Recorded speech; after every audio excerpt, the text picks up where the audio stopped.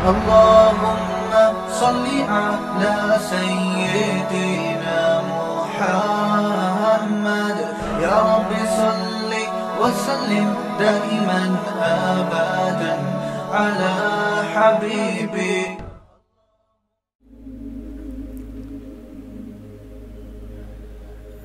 जो चीज़, हाँ मैं ये बता रहा था कि फ़ोन आते हैं लोगों के, तो मैं इसलिए ये नाम ज़ाहिर किए बग़ैर किसी की इशारा, यानी आप तो नहीं पहचान सकते, वो ख़ुद भी नहीं पहचानेंगे कि किसकी बात हो रही है, लेकिन वो चीज़ें इसलिए उन पर को डिस्कस करना ज़रूरी होता है कि ये चीज़ें हर दूसरे तीसरे घर में ये मसाइल हैं।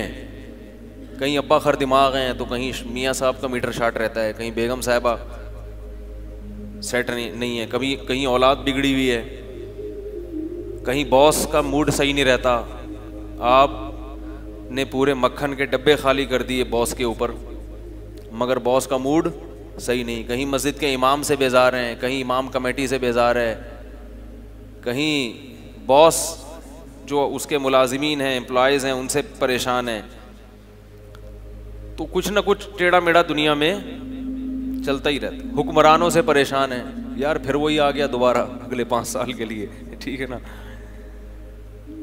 तो कुछ परेशानियां तो ऐसी होती हैं जो अल्लाह की तरफ से होती हैं, और कुछ परेशानियां ऐसी होती हैं जो कुरान खुद कहता है फमिन इंदिक, वो तुम्हारी अपनी पैदा करना है। तो ये बहुत अहम बात है, थोड़ा सा इसको गौर से सुने।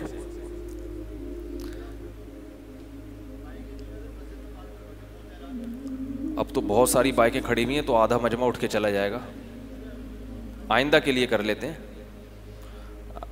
भाई। बाइकें जो है ना ये पीछे इधर मदरसा है वहाँ पार्क किया करें, ठीक है।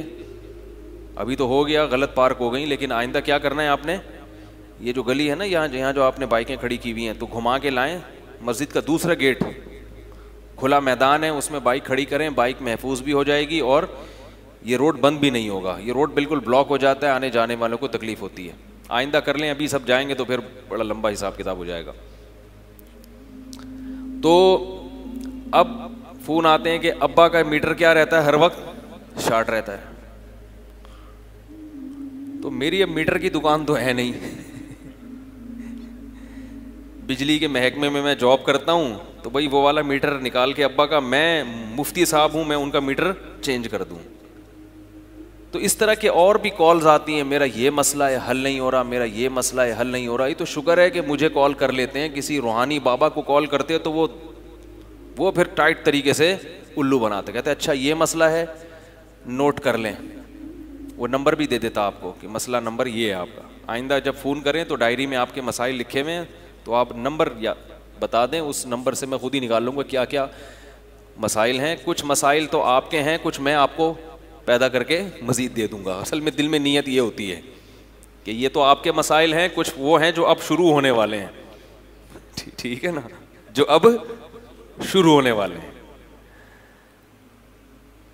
तो ऐसे लोगों की कॉल्स आती हैं कि मैं जब उनको मशवरा देता हूं तो कहते हैं हमने तो बड़ी उम्मीदें लगा के हज़रत आपको फ़ोन किया था, बहुत उम्मीदों से, आप तो कह रहे हैं कि इसका कोई हल ही नहीं है, ये तो क्या मसला हो गया। तो ये बात खूब अच्छी तरह समझ लें कि आज इंशाअल्लाह एक ऐसा नुस्खा आपको बयान करता हूँ जो तमाम मसाइल का हल है। वो टैबलेट खाएंगे, वो गोली खाएंगे तो सारे मसले दुनिया के हल हो जाएंगे। और वो कुरान और हदीस से भी साबित है और हमारे बुज़ुर्गों से भी साबित है। आजकल बुज़ुर्गों को इतना लोगों ने बदनाम किया है कि किसी बुज़ुर्ग का हवाला दे दो बयान में तो इसको लोग शख्सियत परस्ती पे ले जाते हैं। ऐसा नहीं है, बुज़ुर्गों की बातें कुरान और सुन्नत ही की बातें होती हैं। हाँ, अगर किसी बुज़ुर्ग की कोई बात कुरान और सुन्नत के ख़िलाफ़ है तो उसको नहीं बयान करना चाहिए, उसको रद्द कर देना चाहिए। अब जिनके यहाँ बुज़ुर्ग होते हैं वो तो हवाले देंगे, जिनके बुज़ुर्ग ही नहीं होते वो फिर कहाँ से हवाले देंगे। तो बाज़ लोग ऐसे जिनके यहाँ बुज़ुर्ग हमारे एक फ़िरक़े के एक बंदा था, किसी फ़िरक़े से मुताल्लिक़ था, वो हमारे हज़रत मुफ्ती रशीद अहमद साहब रहमहुल्लाह से मिलने आया। हालांकि उसका मसलक वो नहीं था जो हमारे हज़रत का था, तो उसने अपना मसलक ही चेंज कर लिया हज़रत को देख के। हालांकि हज़रत तो ये फ़िरक़ावारियत पे बातें करते ही नहीं थे। तो हमने उनसे पूछा कि आपने ना कोई इसके ख़िलाफ़ दलील सुनी, ना आपने अपने मज़हब के ख़िलाफ़ कोई बात सुनी, आपने चेंज कैसे कर लिया? उन्होंने कहा मैंने बुज़ुर्ग पहली दफ़ा देखे हैं। उन्होंने कहा मैं जिस फ़िरक़े से बिलोंग करता हूँ उसमें बुज़ुर्ग शार्ट हैं बुज़ुर्ग मुझे कोई नज़र ही नहीं आया। तो मसला ये है कि ये हमारे बुज़ुर्गों ने भी इस पे बड़ी ताकीद की और ये कुरान और सुन्नत से साबित है। ये बात वो ये है कि जो चीज़ आपके इख्तियार में नहीं है, यानी असबाब की दुनिया में आप उसे नहीं बदल सकते, तो उस पर सब्र के अलावा आपके पास कोई ऑप्शन नहीं है। अब्बा जो है ना, अब्बा को दुनिया में कोई भी तब्दील, अब्बा को अब्बा का अब्बा तो कर सकता है। दादा जिंदा होते तो दादा से शिकायत लगाते, वो आपके अब्बा को डांटते, फिर अब्बा आगे से सुनाते तो आप भी अब्बा को कहते अब्बा आप अपने अब्बा का एहतराम नहीं कर रहे तो हमसे कैसे एहतराम करवाओ अपना। लेकिन दादा तो दुनिया से चले गए, या मौजूद है दादा मगर उनका मीटर अब्बा से भी, वो अब्बा से भी दो हाथ आगे हैं। तो अब क्या करोगे भाई? सिवाय सबर के आपके पास कोई ऑप्शन नहीं है। भड़कने दो, चीखने दो, चिल्लाने दो। लोग कहते हैं वो अब्बा ऐसी उल्टी उल्टी सलावातें सुनाते हैं कि बिल्कुल ही हमारा मीटर शॉर्ट हो जाता है। बाज जगह ऐसा होता है कि बेटा बर्दाश्त कर रहा है मगर बहू बर्दाश्त नहीं कर पाती। वो अपने शौहर को कहती है कि ये क्या बुत बन के खड़े होते हो अब्बा के सामने। तो ये बात खूब याद रखो, अब्बा का मीटर शॉर्ट हो या अम्मा का शॉर्ट हो, होने दो। अल्लाह ने उनको बहुत सारे हुकूक दिए हैं।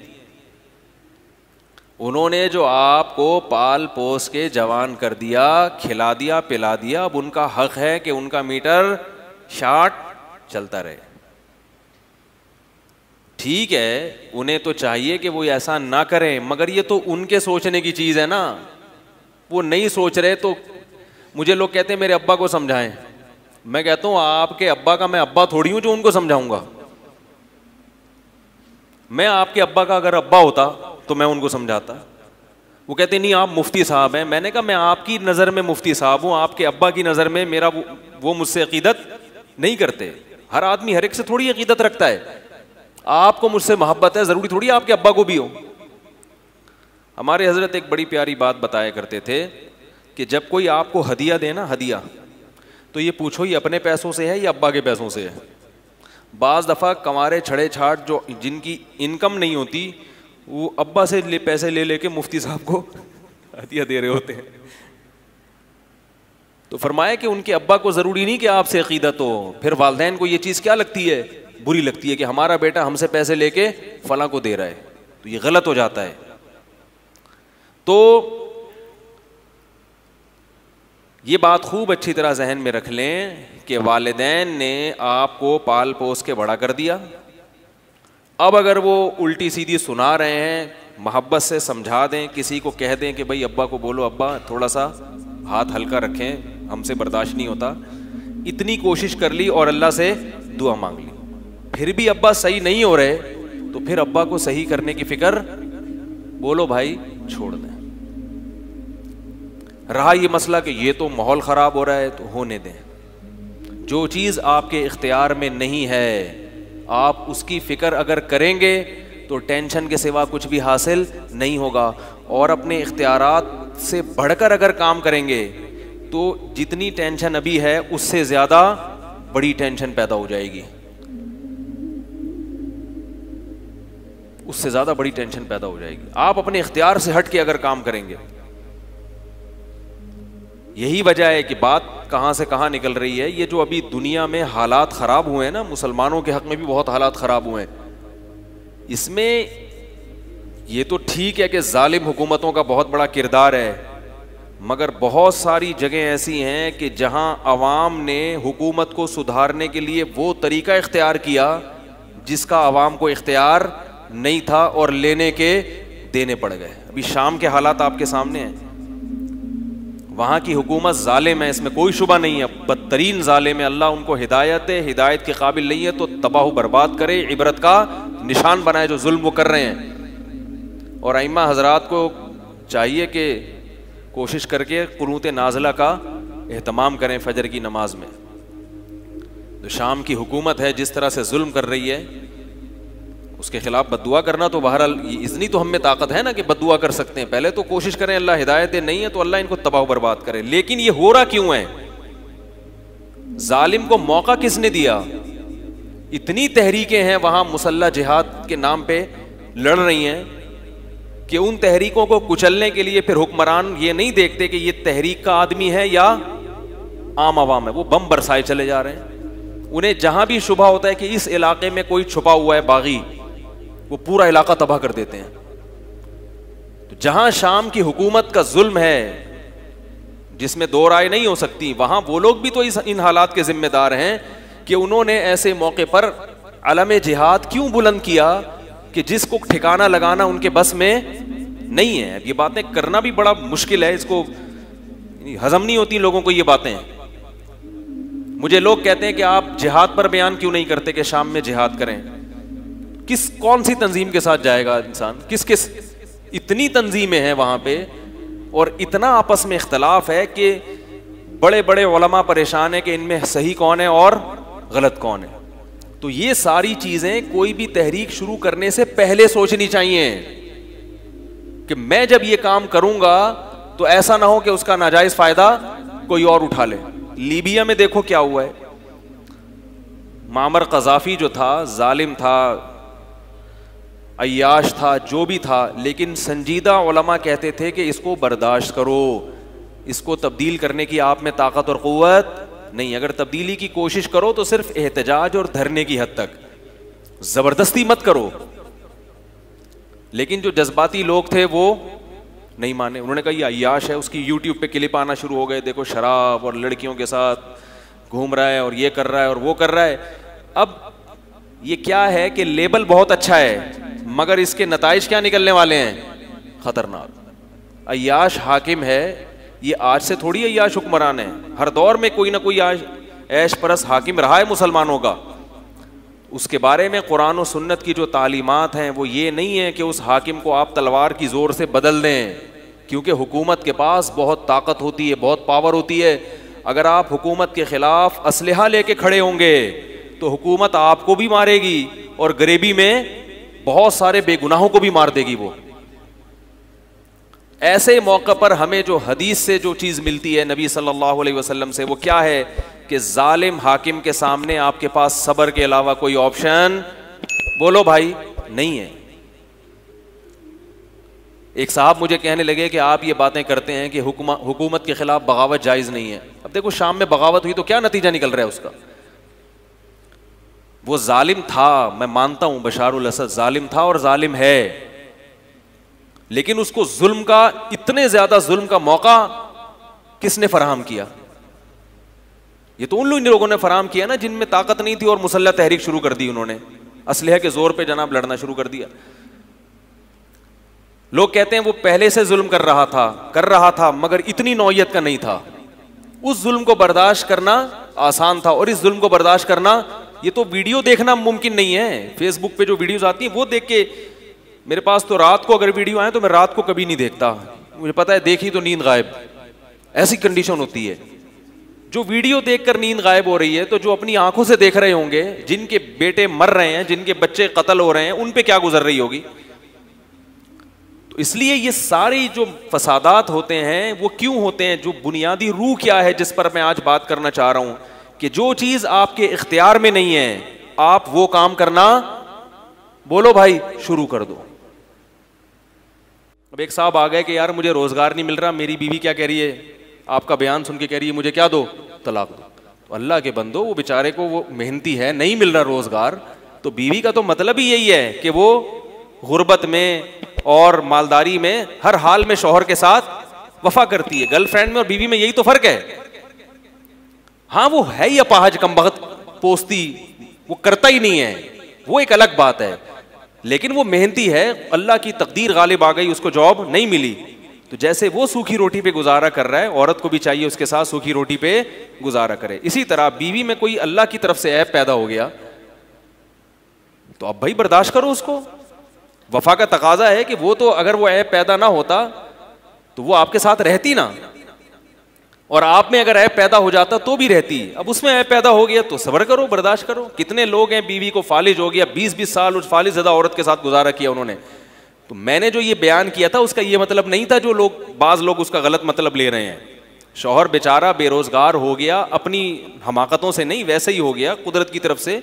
तो नेक शरीफ औरत क्या करती है, अपने शौहर के साथ सब्र करती है, वो वफा करती है। इसी तरह औरत में कोई ऐसी मिन जानिबिल्ला कोई ऐब पैदा हो गया तो शरीफ आदमी अपनी बीवी के साथ गुजारा करता है, उसको तलाक नहीं देता, सब्र करता है। हाँ, जानबूझकर कोई गड़बड़ कर रहा हो तो उसके हकाम एक अलग हैं। तो मैं ये बात अर्ज कर रहा था कि आप सल्लल्लाहु अलैहि वसल्लम ने फरमाया कि जाओ क्या लेकर आओ, 1 दिरहम से अपने घर वालों के लिए खाना और 1 दिरहम से कुल्हाड़ी लेकर आओ। कुल्हाड़ी, अब ये भी नहीं आपने फरमाया कि जाओ कुल्हाड़ी लेके वहीं से जंगल में लेकर आओ, हौसला अफजाई कर रहे हैं, लाओ मेरे पास लाओ। वो लेकर आए, आप सल्लल्लाहु अलैहि वसल्लम ने उसमें दस्ते मुबारक को अपने हाथ से डाला उसमें, और वो कुल्हाड़ी उन सहाबी के हवाले की। फरमाए जाओ लकड़ियाँ, जंगल से लकड़ियाँ काटो और इनको बेचो। वो सहाबी 10-15 दिन के बाद आए और कहा कि या रसूल अल्लाह, मैं लकड़ियाँ काट के बेचता रहा और ज़ाहिर है कुछ से खाना भी ख़रीदता रहा और कुछ को बचत भी करता रहा, मेरे पास 15 दिरहम इकट्ठे हो गए हैं। दिरहम बड़ी वैल्यू वाली चीज़ थी उस ज़माने में। एक बर्तन 2 दिरहम का फ़रोख्त हुआ तो 15 दिरहम से 15 दिनों में वो कितने बर्तन खरीद सकते थे? उस जैसे 7 बर्तन खरीद सकते थे, और 7 बर्तन को मार्केट में फ़रोख्त करके 15 दूनी 30 दिरहम बना सकते हैं उसी वक्त। क्या समझाएं यार। तो मेरे भाई, गरीब के साथ ताउन का यही अंदाज होना चाहिए। हाँ, जो हर आदमी पर ये अप्लाई नहीं होता, बाज़ ऐसे होते हैं जो नहीं कर सकते, वो फिर एक अलग बात है, या कोई मजबूरी ऐसी आ गई कि वो रोज़गार से भी उनका वो मसला हल नहीं होगा, एक अलग बात है। लेकिन आम तौर तरीक़ा क्या होना चाहिए कि आप उसको कहें कि भाई मैं तुम्हें रक्षा ख़रीद के दे देता हूँ, ठीक है ना। रक्षे के पैसे अगर आपके पास नहीं है तो आप उसे कहें मैं किस्तों पे तुम्हें ख़रीद के दे देता हूँ, हर महीने सदक़े की रकम निकालता हूँ, तो मैं रक्षा उठा लो मार्केट से और रक्षा लेकर चलते हुए बाज़ार में नज़र आओ, उससे कमाओ, अपना प्रॉफिट निकालो और रक्षे की किस्त मुझे दे दो, ताकि मैं वो किस्त वक्त पे जमा करा दूं। जो कैश अमाउंट चाहिए वो मैं तुम्हें दे रहा हूं, वो तुम्हारे पास नहीं है। तो हाथ पांव हिलवाएं गरीबों के। भाई क्या करना है? अपाहज आदमी अल्लाह को पसंद नहीं है और अपाहज बनाने वाले लोग भी अल्लाह को पसंद नहीं है। तो इस तरह से ये जो ट्रस्ट है अगर काम करें तो फिर तो इन ट्रस्टों पे ट्रस्ट किया जा सकता है, वरना अल्लाह के बंदो अपना पैसा खाम में ज़ाया मत करो, उड़ाओ नहीं पैसा। और सदके के बकरे पे तो मेरे वैसे ही बयानात हो चुके हैं बहुत सारे, तो बात कहाँ से चली थी कहाँ चली गई। तो मैं ये अर्ज़ कर रहा था कि जो चीज़ अपने इख्तियार में ना हो उसको तब्दील करने की कोशिश नहीं करनी चाहिए, उस पर सब्र करना चाहिए। अब अब्बा हैं, अम्मा हैं, अम्मा को कौन सीधा कर सकता है भाई? वो अम्मा है तो उसने तुम्हें जना है, वो कहेंगी। एक आदमी अपनी अम्मा को समझा रहा था, अम्मा ऐसे नहीं, अम्मा ऐसे किया करो, तो अम्मा ने कहा मैंने तुझे जना है या तूने मुझे जना है? मैं बैठा हुआ था वहाँ पे, मैंने तुझे पैदा किया, तूने मुझे पैदा किया जो मुझे समझा रहा है बैठ के। तो अम्माएँ कहाँ समझती हैं भाई? अम्मा भी नहीं समझेगी, अब्बा भी नहीं समझेंगे। और अगर मेरी ये बातें अभी समझ में नहीं आ रही तो जब आप अब्बा बन जाओगे ना फिर आएंगी समझ में, फिर आपके बच्चे आपको समझाएंगे तो आप कहोगे कैसा पागल है मुझे समझा रहा है, ये कैसा पागल है मुझे समझा रहा है। इसी तरह एक बहुत अहम बात और बता रहा हूँ, ये भी बहुत मुश्किल से बता रहा हूँ, मुझे पता है इस पे नेगेटिव कमेंट्स बहुत आएंगे।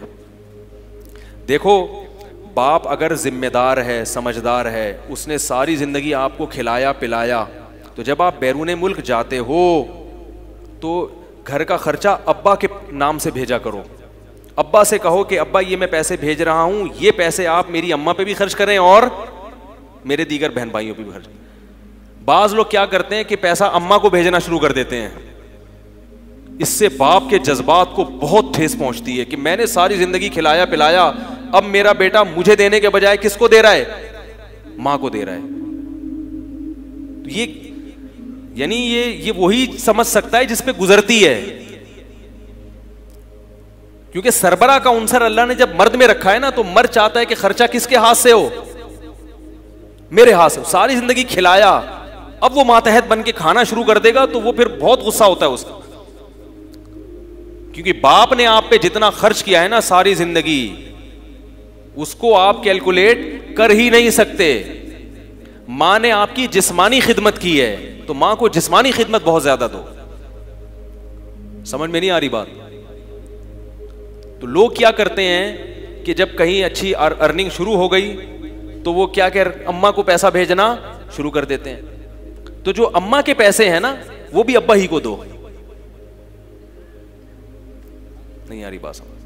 मिसाल के तौर पर आप हर महीने 20,000 रुपए या 40,000 रुपए घर में खर्चा भेज रहे हैं। 20,000, एक तो तरीका ये कि 40,000 आप अम्मी के नाम से भेजें और अब्बा से कहें अम्मी से ले लेना।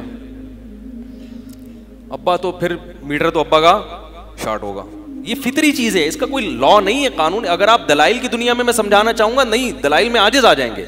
कुछ चीजें ऐसी होती हैं जो दलाइल से समझ में नहीं आती। वो इंसान की नेचर है, फितरत है। आप किसी को उसकी नेचर के खिलाफ चलाएंगे वो नहीं चलेगा, मसला खराब होगा यहां से। अब चूंकि सारी जिंदगी शौहर बीवी को कमा के खिलाता है, सारी जिंदगी गैस बिजली के बिल वो भर रहा है, बच्चों की स्कूल की फीसें वो भर रहा है, आपकी तालीम पे उसने खर्चा किया। अब आप जब अपने पांव पे खड़े हुए तो आप कमाई किसको भेज रहे हैं? मां को सारी कमाई भेज रहे हैं। तो फिर अब्बा का मीटर क्या होता है? शॉर्ट होता है। वो होगा शॉर्ट। एक तरीका तो ये कि सारे पैसे किसको दे दिया आपने? अम्मा को दे दिए। दूसरा तरीका ये कि आधे पैसे अम्मा को दिए, आधे पैसे अब्बा को दिए। ये भी मेरी नजर में ठीक नहीं है। ये भी मेरी नजर में ठीक नहीं है। आप पूरे पैसे किसको दें? 40,000 अब्बा को दें और अब्बा से कहें कि अब्बा जैसे आज तक आप मेरी अम्मा को खिलाते रहे हैं ना, अब भी आप अपनी जिम्मेदारी पे, बल्कि कहने की जरूरत ही नहीं है। कैसे समझाएं भाई? अब्बा जैसे आप घर का खर्चा चला रहे थे पहले, अब भी चलाएं। माएँ कहेंगी कि नहीं तुम्हारे अब्बा तो मुझे कुछ देते ही नहीं है। तो अम्मा अब तक जिस अब्बा ने दिया है, हमें पढ़ा लिखा के यहाँ तक कर दिया कि आज हम सऊदीया चले गए, कनाडा चले गए, तो आप पे भी तो खर्च कर ही रहा होगा ना। ऐसा नहीं हो सकता। बाप को बहुत ठेस पहुँचती है इससे। लोग मुझे कहते हैं आप खवातीन के हुकूक पे बयान नहीं करते। मैं उन हुकूक पे बयान करता हूँ जो हैं। हाँ, अब्बा अगर ऐसे कंजूस हैं, अल्लाह ना करे, कि वो आपकी अम्मा का ख्याल कर ही नहीं रहे, ऐसे भी अब्बा मार्केट में वाफर मकदार में लालची या लोग पहले नहीं होते थे ऐसे अब्बा। अब्बा तो अब्बा होता है यार। अब्बा को तो खिला के जो मजा आता है वो किसी और काम में नहीं आता। मर्द को तो मर्द कहते हैं इसलिए कि उसको खाने में इतना मजा नहीं आता जितना खिलाने में आता है। लेकिन मैंने जुम्मे के बयान में किया था ना, मर्द मार्केट से क्या होते जा रहे हैं? शार्ट हो रहे हैं। वो खातून का मैंने बताया था ना, कह रही है बंदे ही बंदे हैं। मैंने कहा बंदे नहीं है, ये वसीम भाई हैं, सलीम भाई हैं, कलीम भाई हैं, बंदे नहीं हैं। बंदे क्या है? तो मर्द की ये फितरत है कि वो खिला के क्या होता है? खुश होता है। तो अगर अब्बा इस किस्म के हैं कि वो हाथ उनका बहुत तंग है और अम्मा पे आपको पता है कि वो खर्च नहीं करेंगे, फिर मजबूरी में चुपके से अम्मा को लिफाफे, बोलो भाई, पकड़ा दिया करो। जिस घर में इस किस्म के अब्बा पाए जाएं, अगर अब्बा सखी हैं तो अब्बा को ही दो सारा, बोला अम्मा को। हाँ, हदिया देना अम्मी को, माँ को गिफ्ट दे देना, वो तो अलग चीज़ है। ये भी अम्मा ही को दे रहे हैं, मगर वास्ता किसको बना रहे हैं? बोलो ना भाई, देना अम्मा ही को है, लेकिन किसके जरिए से? देखो इसकी एक मिसाल देता हूँ तो बात समझ में आएगी। हमारे एक रिश्तेदार थे, जब अपने वो शिप पे थे, अभी भी हैं, वो जब घर जाते पैसा कमा के जाते, अब जब घर आते तो क्या है कि भाई सब बहनों पे भी खर्च करना है, भाइयों पे भी देना, सब इंतज़ार में होता है ना, हमारा भाई आया है, भाई बाहर से अमेरिका से आया, कुछ लेकर आया होगा, तो सबकी नीयतें होती हैं। और ये चलता है इतना मार्केट में, बहन भाई का रिश्ता है। तो वो खुद नहीं देते थे, वो अपने अब्बा को कहते थे ये पैसे आप मेरे बहन भाइयों में बांट दें, ताकि नाम किसका ऊंचा रहे? बाप का नाम लगे, ये कि बाप दे रहा है, भाई नहीं दे रहा। जब तक बाप जिंदा है तो मेरी क्या औकात है भाई? तो बाप ऐसे दे रहे होते जैसे बाप का माल है ये ठीक, ऐसे दे रहे होते जैसे, हालांकि अब्बा तो बेरोजगार थे, कुछ भी नहीं करते थे, लेकिन वो अपने बाप को इज्जत दे रहे हैं कि यार मैं जो यहां तक पहुंचा, ये किसने खर्च किया है, किसने ठिकाना दिया? ये बाप ने ठिकाना दिया।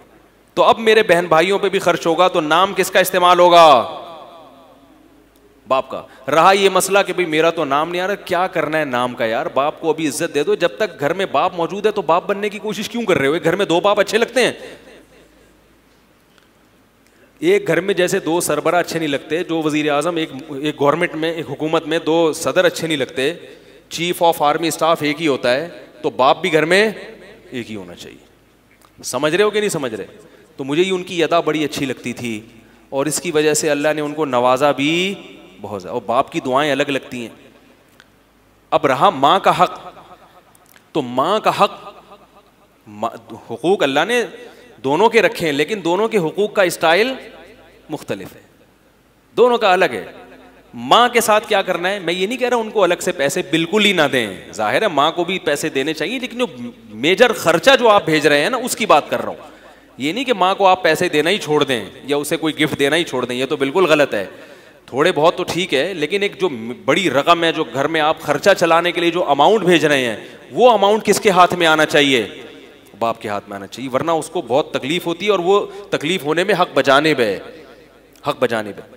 हाँ, अगर अब्बा, मैं उन अब्बाओं के जिक्र कर रहा था जो अब्बा हैं मगर अब्बा बनने के लिए तैयार नहीं है, यानी ये जिम्मेदारी पूरी नहीं कर रहे, उनको खिलाने में मज़ा नहीं आ रहा, बचा बचा के अपने, ऐसे भी अब्बा हैं ना, मर्द ऐसे भी होते हैं कि बेगम तुम भी कमाओ हम भी कमा रहे हैं, और सल्लत नहीं कर सकता, इससे घर में फिर फसाद होता है। हम भी सारे चीज़ें घर में, मैं चाय के खिलाफ हूँ मगर पत्ती मेरे घर में भी आती है, कितने बयानात करता हूँ चाय के खिलाफ, चाय के खिलाफ, घर वाले भी सुनते हैं बयानात, मगर मैंने पत्ती पर पाबंदी नहीं लगाई है, समझा दिया भाई घर वालों को, भाई नहीं पियो, नुकसानदेह, कैल्शियम भी खत्म होता है, पेशाब ज्यादा आता है, पानी जिस्म का खत्म होता है, ब्लड प्रेशर हाई होता है, इतने नुकसान है, समझा दिया। नहीं समझ में आ रहा, पीना है पी लो भाई, क्या करें, सारी दुनिया पी रही है। अब अगर हम इतनी इतनी चीजों पे, क्योंकि हलाल और हराम पर अमल करवा लें, ये बड़ी बात है भाई। गुनाह छोड़ दिए घर वालों ने, पर्दा कर लिया, टीवी नहीं देखा जाता हमारे घर में अल्हम्दुलिल्लाह, फिल्में ड्रामे नहीं देखे जाते, ये बहुत बड़ी अल्लाह की नेमत है, अल्लाह तेरा बड़ा शुक्र है। नमाजें पढ़ रहे हैं सब घर वाले अल्हम्दुलिल्लाह, नमाजें कज़ा नहीं करते, अल्लाह का बहुत बड़ा फजल, थोड़ा बहुत सुट्टा लगा लिया चाय का, चलता है भाई। तो अपनी ज़ात की हद तक तो इंसान को सख्त होना चाहिए, दूसरे के मामले में नरम होना चाहिए, समझाएं, मगर ये कोई ऐसी चीज़ नहीं है कि इस पर आप डंडा लेके, क्योंकि मेरे बयानात ऐसे हुए, लोगों ने बर्गर पे पाबंदी लगा दी, मुफ्ती साहब ने कहा बर्गर खाओगे तो बर्गर की तरह गोल हो जाओगे, वो मिसाल दे रहे थे कि ये सर रखा हुआ है बगैर गर्दन के, ऐसे हो जाओगे, गलत चीज़ गलत ही होती है। बस अब घर में बेगम बोल रही है यार मैं किधर शादी होके आ गई, चाहिए तो उसको कि इस बात पर अमल करे, लेकिन नहीं अमल कर रही तो भाई वो चाय पीने से इतना बीपी हाई नहीं होगा, लेकिन इस किस्म की नसीहतों से ब्लड प्रेशर एकदम टेंशन वाला माहौल, टेंशन घर में पैदा नहीं करो, मोहब्बत से, अमन शांति का। बेगम बहुत अच्छा बयान था मौलवी साहब का, छोड़ दो यार, मैं भी छोड़ता हूँ तुम भी छोड़ते हैं, नहीं छोड़ रही, पी ले भाई तू। हम भी ये समझाते रहते हैं, बच्चों की चॉकलेटों पे मैं इतना घर में लड़ता हूँ, नहीं खिलाओ चॉकलेटें, नहीं खिलाओ पापड़, फिर भी बच्चे कन्नी कतरा के जा रहे होते हैं पापड़ लेके। पापड़ के खिलाफ इधर बयान हुआ, बाहर निकला तो हमारे बच्चा पापड़ खा रहा होता है बैठ के। तो अब क्या करे आदमी, भाई सब बच्चे खा रहे हैं, समझा समझा के थक गए, अब वो निकल जाते हैं पतली गली से। तो बस कोशिश कर रहे हैं, नहीं हो रही तो ठीक है, गुनाह से बच जाएं, फिर भी कोशिश करें सेहत की चीज़ें घर में आए, समझाते रहें समझाते रहें समझाते रहें, समझ जाए ठीक है, फिर ये भी चीज़ आपके इख्तियार में नहीं है। अब घर का माहौल ख़राब ना करें, छोटी छोटी माहौल ख़राब लड़ने के लिए और बहुत बड़ी बड़ी चीज़ें, नमाज पे फड्डेबाजी करो, ठीक है ना।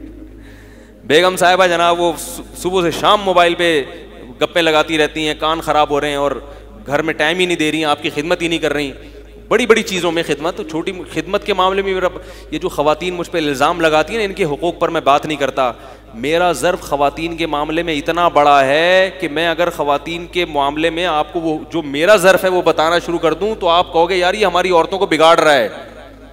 मेरा ये नज़रिया है कि घर में बीवी को चाहिए खाना पकाए, पक गया ठीक है, नहीं आए तो कोई बात नहीं, होटल में जाके खा लो, फड्डेबाजी इतना बर्दाश्त कर लोगे आप लोग? आप तो जब घर में जाते हो ना, खाना है नहीं है उठा के प्लेटें फेंकना शुरू कर दी। हमारा अल्हम्दुलिल्लाह ये स्टाइल, खाना है नहीं है, चलो भाई निकलो, याद ही नहीं रहा बताना यार, हमें भी नहीं याद, ऐसे चल रहा है सिस्टम। वैसे तो घर में अल्लाह का शुक्र है खाना मिलता है। इन चीजों में लड़ना ये गैरत के, बोलो भाई, कपड़े धोने पे बेगम ने कपड़े नहीं धोए, समझा दो, नहीं धोए कोई बात नहीं यार, खुद ही धो लो, कोई इतना बड़ा मसला नहीं है। सफाई नहीं की कमरे की, समझाओ बेगम घर साफ रखा करो, नहीं कर रही खुद ही साफ कर लो यार। तो ये इन चीजों में, हाँ जो चीजें आपके फैमिली सिस्टम को तबाह कर देंगी उनमें हम खवातीन को फिर इन्वॉल्व होने नहीं देते। हम कहते हैं ये ऐसा नहीं है, बड़ी बड़ी चीजों में इताअत किसकी होगी?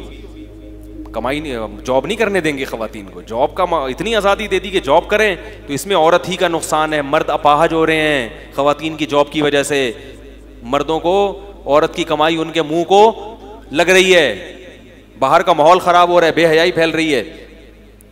तो अब्बा की बात चल रही थी। अब्बा अगर बहुत कंजूस हैं, अल्लाह ना करे, लेकिन सब कुछ दुनिया में हो सकता है, तो फिर आपने अम्मा को अलग से खर्चा भेज दें, लेकिन चुपके से अब्बा को पता ना चले, क्योंकि अब्बा का मीटर पहले ही सेट नहीं है तो वो और ज्यादा शार्ट हो जाएगा, ताकि उनके जज्बात को भी ठेस ना पहुंचे।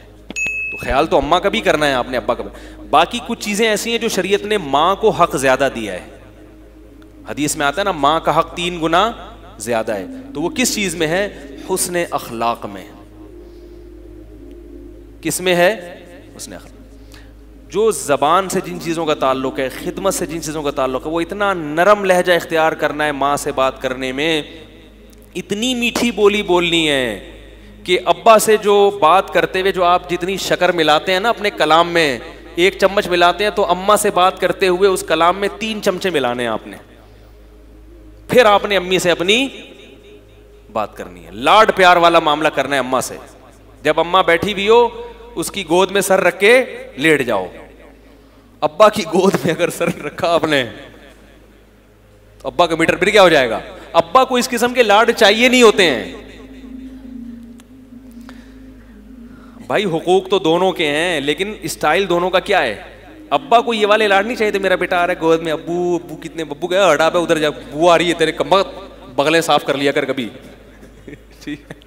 माँ से जाके लिपटोगे, माँ की गोद में सर रख के, वो और खुश होगी, वो तो पुरानी यादें ताज़ा हो जाएंगी। बच्चे कैसे माँ से लिपटे हुए होते हैं, तो माँ को ये चीज़ें चाहिए। फिर इसी लिपटने के दौरान चुपके से लिफाफा भी अब्बा को से छुपा के पकड़ा दिया आपने, अगर अब्बा इस किस्म के हैं, वरना अब्बा को दो, अब्बा ही खर्च करें। समझ रहे हो ना? तो ये कुछ घरेलू चीज़ें होती हैं जो मार्केट में इनकी रियायत नहीं होती, घरों में रियायत नहीं होती, फिर फड्डेबाजी होती है, फिर परेशान है यार अब्बा का हर वक्त मीटर क्यों शार्ट रहता है। अब्बा का मीटर इसलिए शार्ट हो रहा है कि तुम ये इस पर अमल नहीं कर रहे। और ये भी याद रखो, इस ज़माने में इंसान का मीटर शार्ट किसी और चीज़ पर होता है और निकालता गुस्सा किसी और चीज़। ये भी मियाँ बीवी के झगड़े में बहुत होता है, और वैसे भी ये बहुत होता है। अब लोग मुझे बताते हैं कि वो बेगम साहबा को इस गुस्सा आया, उसने ये कर दिया। भाई वो गुस्सा किसी और चीज़ पे आया है उसको, लेकिन वो चीज़ बताएगी तो उसको पता है आपको और गुस्सा आ जाएगा, तो वो निकल किसी और तरीके से रहा है। तो इसी तरह बाज़ दफ़ा माँ बाप को गुस्सा किसी और बात पे आया हुआ होता है, वो बात बता नहीं सकते हैं। वो अब्बा को ये बात बुरी लगती है कि मैं ये बोलूँ पैसे मुझे दिया करो, वो उनको ये अपनी गैरत के खिलाफ लगता है कि मैं गोया बेटे से भीख मांग रहा हूँ, तो वो निकाल किसी और, वो बहू की शिकायतें लगाना शुरू कर देंगे आपसे। तुम्हारी बेगम ऐसी, इसको तो संभालो, कमबख्त ला के रख दी हमारे यहाँ, ये नहीं होता, ये नहीं होता है, बेटा नालायक है। मैं एक वाक़या बताऊँ आपको, 2 भाइयों में लड़ाई थी, मैं कई जगह बयान कर चुका हूँ। छोटा भाई बड़े भाई से परेशान था और लड़ाई फड्डे ये वो बहुत मुश्किल। तो बड़ा छोटे से परेशान था, तो मैंने बड़े से कहा कि मैंने कहा यार आप इस छोटे को हदिया दिया करो। असल में मसला ये था कि बड़ा मालदार था, छोटे के पास पैसे होते नहीं थे। अब छोटे को ख्याल होता है यार थोड़ा सा तो ख्याल करो ना, मेरा अल्लाह ने भाई बनाया। भाई था कंजूस, वो देता नहीं था। तो अब छोटा बजाय इसके कि पूरी बात कर दे कि आप पे मुझे इसलिए मुझे गुस्सा आता है कि आप एक धेला भी मुझे नहीं देते, वो ये कहेगा नहीं जबान से, उसको शर्म आती है कहते हुए, या गैरत के खिलाफ लगता है, तो वो फिर और तरीके से अपनी जो है ना वो गुस्सा निकालता है। तो मैं समझ गया, मैंने कहा भाई बड़े भाई से, मैंने कहा यार इसको ना हर महीने पैसे दे दिया करो। तो छोटा कहता पैसे वैसे नहीं चाहिए मुझे, पैसे वैसे। मैंने बड़े से मैंने कहा दे दिया करो। बोले मुझे बस वैसे ही, ये नहीं करो सदका निकालना है। तो नतीजा क्या निकला, जब उसने थोड़े थोड़े पैसे देना शुरू किए, अब जो बड़े में बुराइयां थी ना, छोटे को वो बुराइयां भी बुराइयां नहीं लगती, उन बुराइयों में भी भाई का दिफा करता है वो। तो कभी भी फड्डेबाजी हो, कुछ चिड़चिड़ा बैठा हुआ है, दिमाग मूड ऑफ है, तो जो चीज़ नज़र आ रही है उस पर ना फौरन चले जाया करो, पीछे उसके कोई ना कोई रीज़न होती है, समझ रहे हो, वजह कुछ और होती है, और हमारे मुआशरे में गुस्सा निकाला किसी और तरह से जा रहा होता है। तो अक्सर व बेशतर ये होता है। तो ये बात मैं जल्दी से बात ख़त्म करूँ, वक्त बहुत ज़्यादा हो गया, कि जो चीज़ आपके, अब अब्बा की मैं मिसाल दे रहा था कि वो चिड़चिड़े हैं, तो अब आप क्या करोगे? अब्बा चेंज तो नहीं कर सकते ना, बाइक ख़राब है तो बेच के दूसरी ले आओ जाके, गाड़ी मसला कर रही है तो बेचो दूसरी खरीद लो। अब्बा मसला कर रहे हैं तो अब्बा चेंज नहीं हो सकते, अब्बा को छोड़ के भी नहीं जा सकते, तो फिर यही हल है, बर्दाश्त करो। ठीक है, क्या करो? ये कुरान ने इसलिए तो कह दिया कि जब बुढ़ापे को पहुंच जाए तो क्या करो? बर्दाश्त करो। कोई ऑप्शन नहीं है आपको। रहा यह मसला कि कैसे, वो तो इतनी गलत गलत बातें करते हैं, तो भाई अगर सही सही बात करते तो फिर बर्दाश्त का हुक्म थोड़ी होता। गलत बातों ही पे तो बर्दाश्त का हुक्म है। बाज लोग कहते हैं यार हमसे कभी कभार बर्दाश्त नहीं होता, हम भी आगे से सुना देते हैं। मैं कहता हूं अगर कभी कभार आप सुना दें तौबा इस्तिगफार कर लो। अब सुना दिया, माजी को तो चेंज नहीं किया जा सकता ना। आइंदे के लिए अज़म करो, अल्लाह आइंदा नहीं सुनाऊंगा। और माजी में जो हो गया अब वो भी चेंज करना आपके इख्तियार में नहीं है। जो गुनाह हो गया वो चेंज नहीं हो सकता, उस पर तौबा हो सकती है। अब उसको लेके नहीं बैठे रहो कि यार मैंने ये सुनो, मेरे कहीं अमाली तो ज़ाया नहीं हो गए, यार ये तो नहीं हो गया। एक साहब का मेरे पास फ़ोन आया, हज़रत मुझसे गुनाह हो गया था, मैं क्या करूँ? मैंने कहा बहुत गलत किया आपने, तौबा करो, इस्तिगफार करो। कह रहे मैं तौबा कर लिए। फिर फ़ोन आया, हज़रत मुझे दिल ख़राब हो रहा है मेरा। मैंने कहा अल्लाह के बंदे, तू रो के तौबा कर ली, अल्लाह से कुछ सदका खैरात भी कर दो ताकि अल्लाह का गज़ब ठंडा हो जाए। कह रहे मैंने सदका खैरात भी कर दी। फिर फ़ोन आया कि मैंने कहा आपका कोई टेक्निकल फॉल्ट है, सही है ना। अब ये क्या है? अब जो चीज़ अपने इख्तियार में नहीं है उस पर परेशान है। माजी में जो कुछ हो गया उसको चेंज कर सकते हैं भाई, चाहे गुनाह हो गया, कुछ भी हो गया। अब जो हो गया, माजी कभी भी फ्यूचर की तो प्लान बना सकता है, जो गुजरी हुई चीजें हैं उनको चेंज नहीं किया जा सकता। इसीलिए उलमा ने लिखा है कि जब कोई गुनाह हो जाए, कैसे देखो हमारे फुक़हा ने क्या क्या बातें लिखी हैं। फरमाया एक दफा जब रो धो के अच्छी तरह तौबा कर ली, अल्लाह को मना लिया, अब उस गुनाह को भूल जाओ। अब भी अगर वो याद करके आप कहते हो ना, तो इसका मतलब अल्लाह पे एतराज कर रहे हो आप। अल्लाह पे एतराज करो, अल्लाह तू तो गुनाह माफ कर ही नहीं सकता है भाई, अल्लाह तेरी तो रहमत है ही नहीं। ज्यादा फंटर बनने की कोशिश करोगे तो फिर अल्लाह का अजाब आएगा। बोले अल्लाह हम तो हैं नालायक, तेरी रहमत बहुत बड़ी है, जो हो गया आइंदा नहीं करेंगे। तो आगे चलो आगे। तो अब जो चीज इख्तियार में नहीं है उस पे सोच सोच के परेशान होना क्या है? बोलो भाई, गलत। यहां एक और बात, तो अब्बा की पहले बात कंप्लीट कर दूं। माएँ परेशान करती हैं बाज दफा बेटियों को, चिड़चिड़ी होती हैं, बेटी को बात बात पे ताने। तो वो बच्चियों के फ़ोन आते हैं, मेरी अम्मा ऐसी। मैं कहता हूँ भाई आपकी शादी होगी, आप अपने घर की हो जाओगी, अम्मा को थोड़े दिन क्या कर लो, बर्दाश्त करो थोड़े दिन। माँ को सुनाओगे खरी खरी, ये तो फिर गलत है ना, इसकी बद्दुआएं लगेंगी। और फिर ऐसी सूरत में एक कंडीशन ये भी है कि अब्बा बिल्कुल ही बर्दाश्त से बाहर हो रहे हैं, तो अब्बा से थोड़ा रिजर्व रहा करो, ज़्यादा लिपटने की कोशिश ऐसी सख्त मजबूरी में, ठीक है ना। अब्बा के पास बैठे, वुज़ू करके गए और सोच के कि अब्बा ने सुनानी है तो बस आधा घंटा तक सुनूंगा, इस पर इतना सवाब मिलेगा, स्टॉप वॉच लगा ली। जब इंसान एक महदूद होता है ना, तो वो जब एक महदूद टाइम होता है ना, उसको पता है भाई ये इतना लामहदूद चीज़ बर्दाश्त नहीं होती, महदूद चीज़ बर्दाश्त हो जाती है। जैसे आपको कोई कोड़े मार रहा हो, आपको पता है यार 100 के बाद छोड़ देगा बर्दाश्त कर लोगे, और मारे जा रहा है आपको पता ही नहीं कब छोड़ेगा। तो भाई अब्बा से मिलना भी है, तो अब आप गए, भाई मिलना है अब्बा, अब्बा रोज़ाना आधा घंटा मिलना है, स्टॉप वॉच लगा ली, बटन दबा दिया। अब्बा को नहीं बताओ वरना फिर किसी और से मिलने के काबिल नहीं रहोगे। ऐसे इस किस्म के अब्बाओं की बात करो, स्टॉप वॉच लगाया, बैठ गए। अब्बा ने सुनाने शुरू, भाई तू साला अपनी जोरू का गुलाम बना हुआ है, कमबख्त, तेरी शादी क्या कर दी है, तू तो साला हर वक्त कमरे से कमबख्त निकलता ही नहीं है। हमारे यहाँ भी ऐसा होता था, अपनी बीवी को तो सुधार, ये जो चल रही है घर में बातें। और तेरी अम्मा ने मेरे अलग परेशान करके रखा हुआ है। तेरी अम्मा जो है ना, हर वक्त चिड़चिड़ पिटपिट करती रहती है, सारी जिंदगी गुजारा किया मैंने, और तू भी कुछ करता वरता है नहीं, कमबख्त बेरोजगार घूमता फिरता है। वो सलावातें सुना रहे हैं, आपने क्या किया भाई, 10 मिनट हो गए, कितने रह गए, 20 मिनट रह गए। तो इस तरह से जब 10 मिनट हो गए, अब आपने पतली गली से निकलना है, क्योंकि बहरहाल एक हद होती है इंसान की। तो इससे पहले कि फटो, कोई बहाना करके निकल लो। तो हक भी अदा करना है ऐसी मजबूरी में, क्योंकि बहुत सारे घरों में इस तरह के मसाइल चल रहे हैं। तो वो, और लेकिन याद रखो, माँ बाप का नेमुल बदल कभी भी नहीं मिलेगा। और याद रखो, जितना बाप और माँ के सामने खामोश रह लिया ना, इससे बड़ी दुनिया में कोई इबादत है ही नहीं। किसी ने मुझे फ़ोन किया कि हमारे अब्बा जब घर में बेटों को सुनाते हैं, बहुएं तो चीखती हैं, बेटे नहीं चीखते, सब्र करते हैं। फिर बहुओं को एतराज़ होता है कि ये इतना सुना रहे हैं, आप बोलते क्यों नहीं। मैंने कहा अपनी बीवियों को बोल दिया करो कि हम लोग इज़्ज़तदार लोग हैं, हमारे यहाँ माँ बाप के सामने ऊंची आवाज़ में बात करने का रिवाज ख़ानदानी होने की अलामत है ना भाई। ख़ानदानी लोग हैं हमारे यहाँ, बाप के सामने ऊंची आवाज़ से बात करने का रिवाज नहीं है। मुझसे गलती हो गई कि आप किसी गैर अच्छे ख़ानदान की नहीं थी जो मैं आपको ले आया। हमारी तो यही परंपरा है। और बेगम, जब तुम्हारे बच्चे बड़े होंगे ना तो उनको भी मैं तुम्हारे सामने चीखने नहीं दूंगा। उनको ये समझा दो कि बेगम ख़ानदानी बनो। वो फिर बेगम कहेगी कि नहीं नहीं ये तो गलत कह रहे हैं। तो बेगम, गलत बात ही को बर्दाश्त किया जाता है, सही बात को बर्दाश्त नहीं किया जाता। सही बात तो फिर उसको फॉलो किया जाता है। गलत है, मैं मानता हूँ गलत है, लेकिन बर्दाश्त। तो याद रखो, जिसने माँ बाप को बर्दाश्त कर लिया, और ये बर्दाश्त करके एहसान न जितलाया करो। तो मैं एक मिजाह में एक बात समझाता हूँ कि आधा घंटा स्टॉप वॉच लगा के, तो ये तो एक मिजाज से एक बात समझाने के लिए।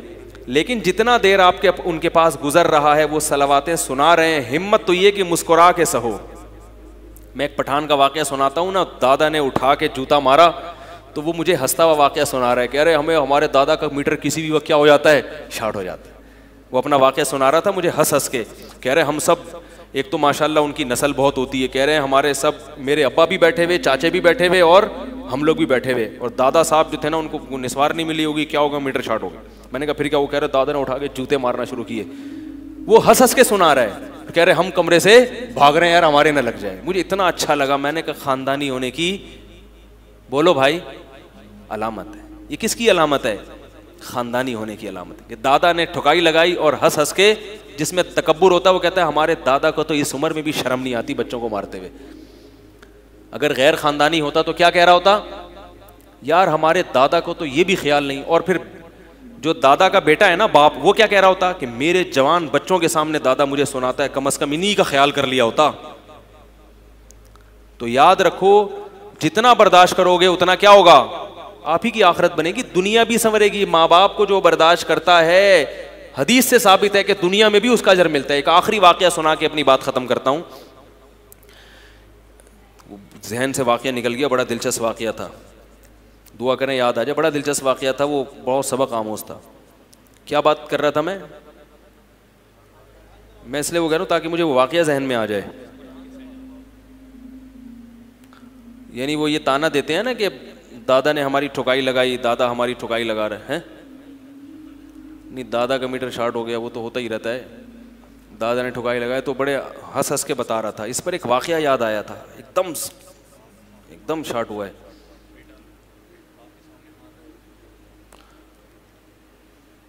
क्या है यार, कैसा अच्छा वाकया था, निकल गया ज़हन से। वो बात मुकम्मल हो जाती ना फिर तो खैर, अल्लाह की इसी में वो होगी।